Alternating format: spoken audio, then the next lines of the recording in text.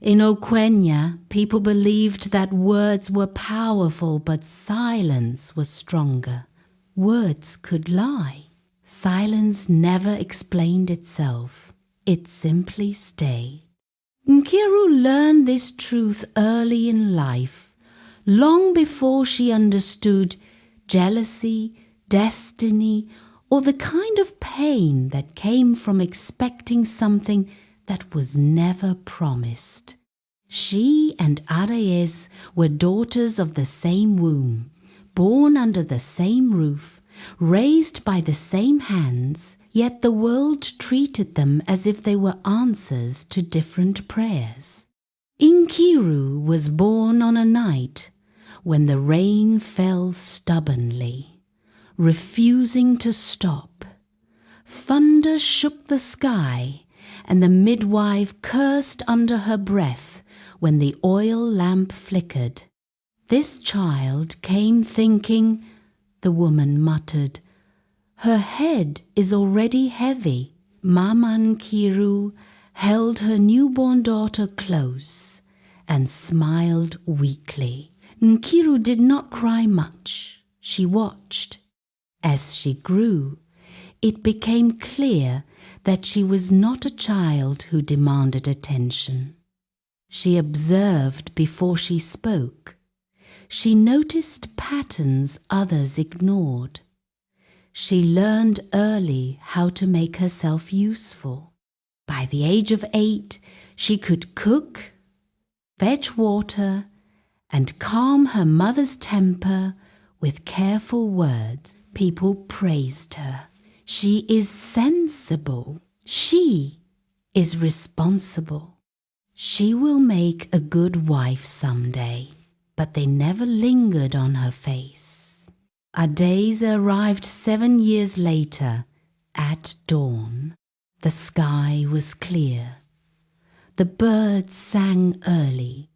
The baby's cry was loud and unapologetic. "She came with joy," the women said. Adaeze grew fast, too fast. Her laughter filled rooms. Her smile softened hearts. Strangers remembered her name after meeting her once. Nkiru watched this happen quietly. She carried her sister on her back. She braided her hair. She shielded her from harsh words and teasing boys. She loved Adaeze. That love was never a lie. But somewhere between praise and neglect, something else took root, something that did not yet have a name. As Nkiru grew older, she became used to waiting for her turn to speak, waiting to be noticed, waiting for life to arrive. She believed patience would be rewarded. People said so. "Your time will come," Mama Nkiru always told her. Nkiru believed her because belief was easier than questioning fate. Obinna came to Okwenya often. He was a trader's son, tall and confident, with a voice that carried easily and a way of speaking that made people listen. He was not arrogant, but he knew his value. At first, Nkiru paid him no special attention. She served him food when he visited. She answered his questions politely. She did what she always did, what was expected. But Obinna noticed her, not because she was beautiful, but because she was steady. "You speak well," he told her one afternoon as she handed him a calabash of water. She was surprised. "Thank you," she said simply. From then on, he sought her out when he came. They talked about trade routes, about life beyond Okwenya, about responsibility. Obinna liked that Nkiru listened without interrupting, that she laughed quietly, that she never tried to impress him, and Nkiru liked that he stayed. Over time, closeness became habit. When Obinna arrived, he looked for Nkiru. When Nkiru saw him, her steps slowed. When he left, something felt unfinished. People noticed. The women whispered, "They are close." They suit each other. They talk like married people already. No one corrected them. Not Obinna, not Nkiru, and in that silence, assumptions grew legs. Nkiru did not imagine a proposal. She did not picture a ceremony. She simply assumed that closeness meant direction. After all, men did not linger without reason. That was what she had been taught. Obinna never asked for her hand. He never spoke of marriage, but he spoke of the future. "Someday I will build my own house," he said once. Nkiru nodded, her heart racing. "I want peace in my home," he said another time. She smiled softly. He talked about responsibility, about choosing wisely, about not rushing into things. She listened and filled the spaces he left empty with her own hopes. She did not realize she was building a story alone. Time passed. Adaeze blossomed. Not gradually, but suddenly. Men noticed. Women noticed. Obinna noticed. At first, Nkiru dismissed it. Adaeze was younger. Adaeze was playful. Adaeze was everyone's favorite. But then Obinna began asking questions. "How is your sister? She is growing fast. She's very lively." Each question felt harmless. Each answer tightened something in Nkiru's chest. The shift was subtle. Obinna laughed louder around Adaeze. His eyes followed her movements. His visits became shorter but more frequent. He no longer stayed to talk deep into the evening with Nkiru. Instead, he lingered in the compound, exchanging jokes with Adaeze. Nkiru told herself she was imagining things. She had no claim. No promise had been made. That truth hurt more than betrayal. One afternoon, Nkiru overheard Obinna speaking to his friend near the stream. "She is a good girl," Obinna said. "The younger one." Nkiru froze. "You mean Adaeze?" the friend asked. "Yes," Obinna replied easily. "She has light." Light. The word echoed painfully. Nkiru walked away without being seen. That night, she did not cry. She sat quietly, confronting a truth she had avoided. She had assumed, and assumptions had no protection. When Obinna's people came not formally, not loudly, but quietly asking questions about Adaeze, the village did not hesitate. They celebrated the match before it was even announced. "She is lucky. He chose well." No one mentioned Nkiru. Why would they? Nothing had ever been declared. Adaeze ran to Nkiru the day it became certain. "Sister," she said breathlessly, "Obinna wants to marry me." Her eyes shone. Nkiru hugged her. Her arms did not shake. Her smile did not crack. She said all the right things. Inside, something folded tightly and locked itself away. That night, Nkiru lay awake. She replayed every conversation, every look, every moment she had mistaken for meaning. She realized something terrible. Okwenya had never lied to her. He had simply never told her the truth she assumed, and in that realization, a new kind of pain was born, one that could not be blamed on anyone else. On the eve of the wedding, Nkiru walked without purpose. Her feet carried her toward the forest edge where Mama Udo lived. Mama Udo is a herbalist. She can curse and cure. It all depends on what you seek. To Nkiru, she did not go seeking harm. She went seeking answers. I only want peace, she told herself.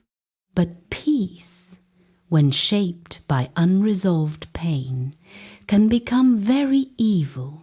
Nkiru narrates everything to Mama Udo, how she's not favored in everything, but her sister is. Mama Udo looked at her and said quietly, "What you believe this is and what it becomes are not the same thing."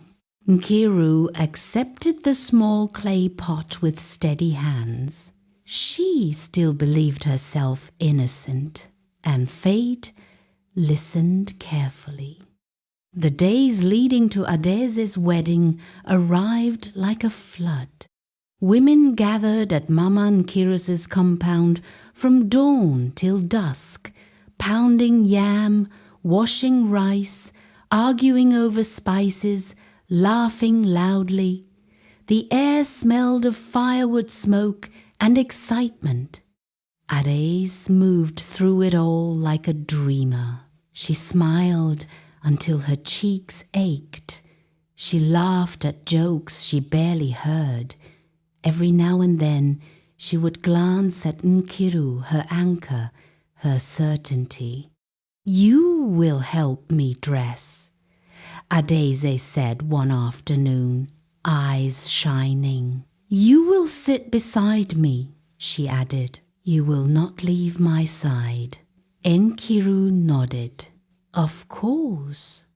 Her voice was calm, her hands steady.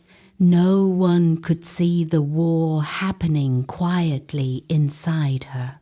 In Okwenya, the elder sister carried responsibility like a title. She was expected to guide, protect, advise, and above all, support. Nkiru did all of this perfectly. She woke before sunrise to supervise cooking. She ensured nothing went missing. She settled small arguments before they became big ones.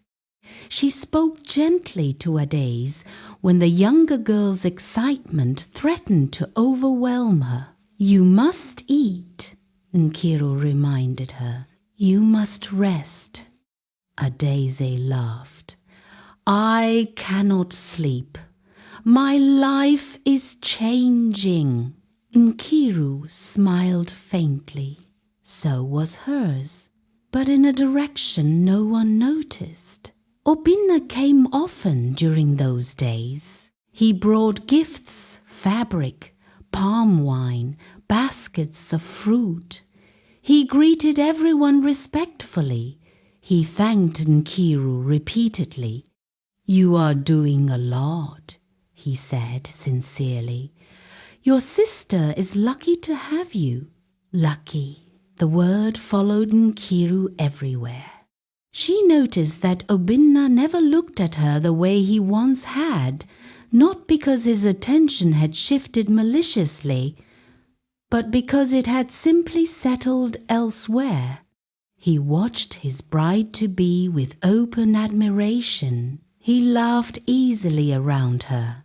His future had taken shape, and he stepped into it confidently.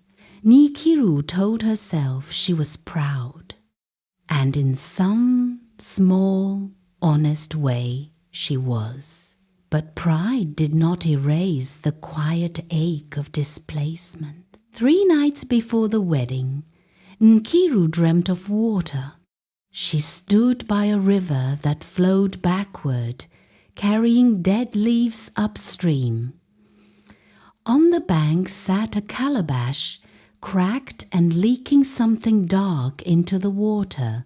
A voice whispered, not loud, not threatening, "What you give will return." She woke before dawn, heart pounding. She dismissed it as exhaustion. After all, weddings were tiring for everyone.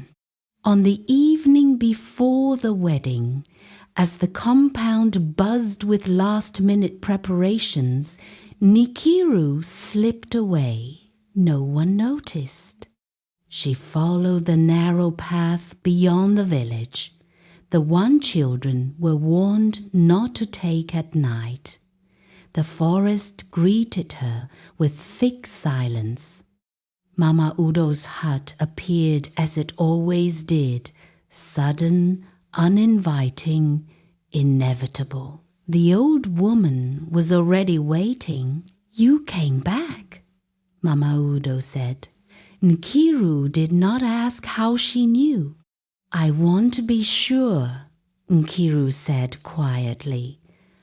"I don't want harm." Mama Udo studied her face for a long time. "Harm does not always announce itself," she replied. "Sometimes it hides inside fairness." She opened the clay pot Nkiru had taken the night before. Inside was a dark liquid, thick and bitter smelling. "This is not death," Mama Udo said. "It is reflection."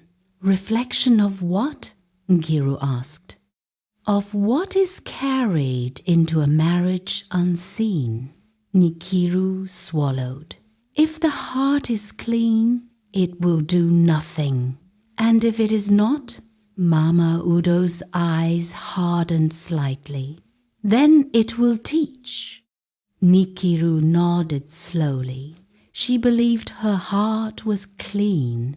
After all, she wished no one dead. The night before the wedding, moon hung low that night. Adaeze could not sleep. She sat on her mat, wrapped in cloth, excitement vibrating through her body. Nkiru sat beside her, combing her hair slowly. "Sister," Adaeze said suddenly, "are you happy for me?" Nkiru did not answer immediately. "Yes," she said finally, "I am." Adaeze studied her face. "You have always been my strength," she said softly. "I don't know how I would do this without you." Something twisted painfully in Nkiru's chest. She reached for the clay pot. "Mama Udo sent this," she said. "It is tradition in some families for peace." Adaeze hesitated. "It smells strange." "Tradition often does," Nkiru replied gently. "I took it once too." This was not a lie, at least not fully. Adaeze trusted her sister completely. She always had. She drank. That night, the air changed. The oil lamp flickered violently, though there was no wind. A dog howled once, then fell silent. Adaeze slept deeply. Nkiru lay awake. For a brief moment, fear crept in. What if I'm wrong? But she pushed it away. She had done nothing cruel, Nothing deliberate, nothing unforgivable. The wedding arrived with drums and color. Adaeze was radiant in her coral beads and wrapper. The women sang as they escorted her to Obinna's compound. The sun shone brightly, as if blessing the union.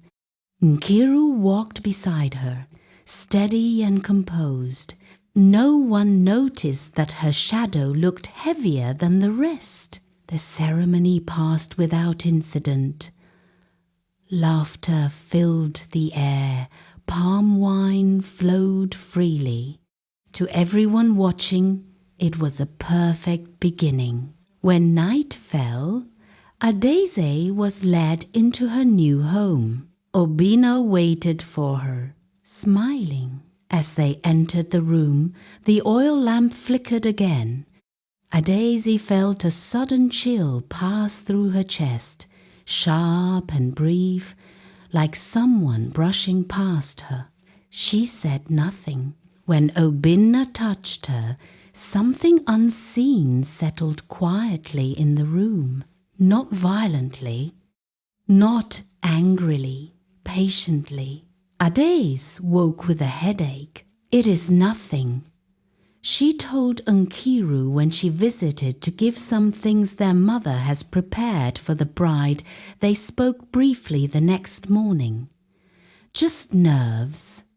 Nkiru nodded, but she noticed something else. Adaeze's laughter sounded thinner. Obinna's eyes were distant.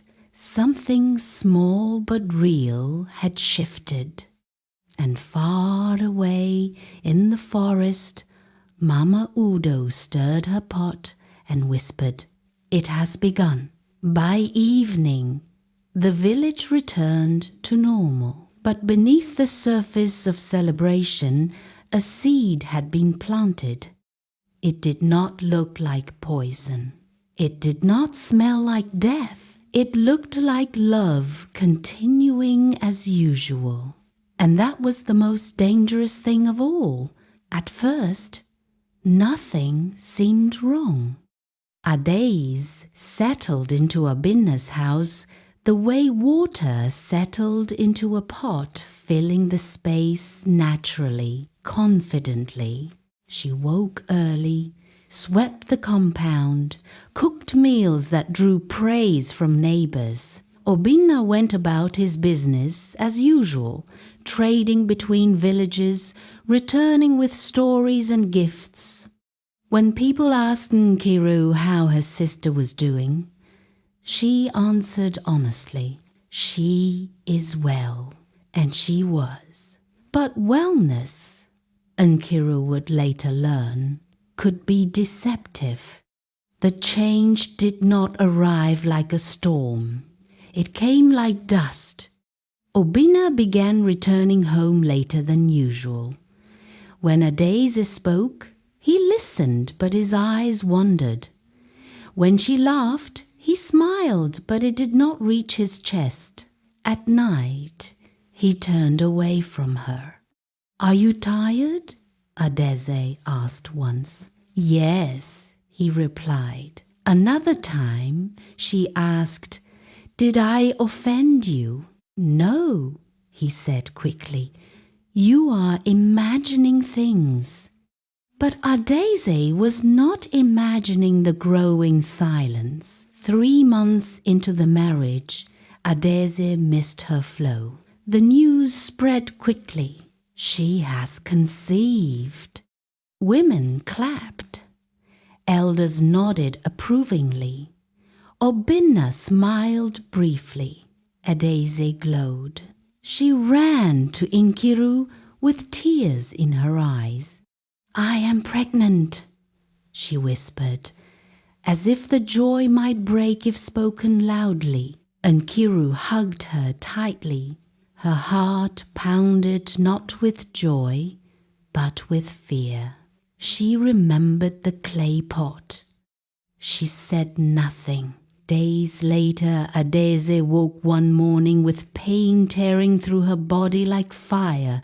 Blood soaked her wrapper. By the time the midwife arrived, it was over. The baby had slipped away quietly. "It happens," the women said gently. "First pregnancies are fragile." Adaeze nodded, swallowing her grief. But that night, she cried into Obenna's chest. He did not hold her. He lay stiff, staring at the ceiling. Something inside him had cracked.